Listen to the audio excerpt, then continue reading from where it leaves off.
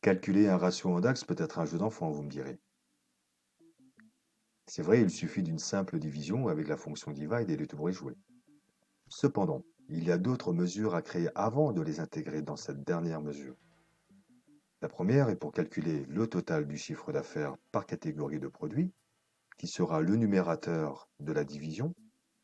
Point important, le total vente est simplement une colonne calculée dont les valeurs sont les résultats de la colonne quantité vendue multipliée par le prix unitaire.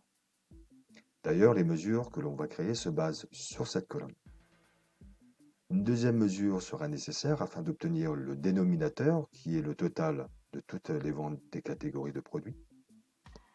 En effectuant cette division, on obtient donc notre ratio pour chaque catégorie. Mais si l'on compte bien, cela nous fait trois mesures à créer.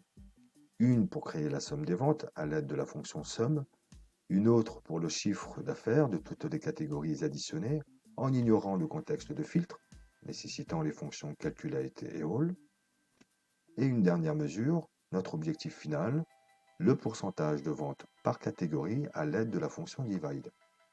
Ça nous fait trois mesures et quatre fonctions.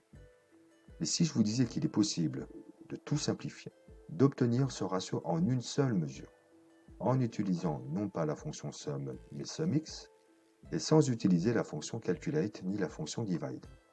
C'est ce que je vous montre dans cette vidéo.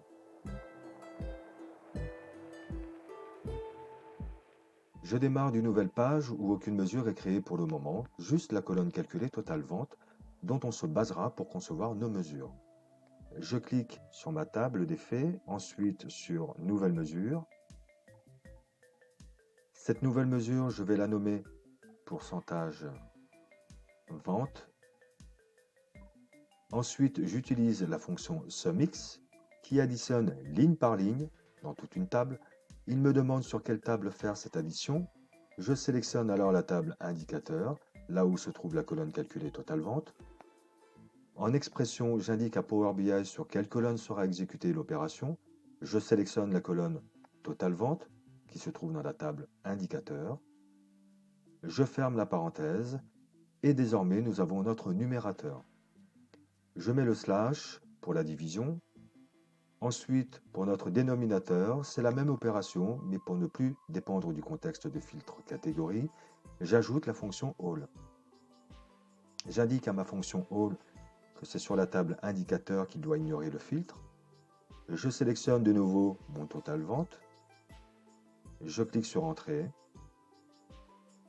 Et sur ma droite, dans l'onglet Champ, ma mesure apparaît en surbrillance que j'intègre dans mon tableau. Et pour avoir les valeurs en pourcentage, je me dirige vers l'onglet Mise en forme et je n'ai plus qu'à cliquer sur le signe pourcentage et mes valeurs apparaissent.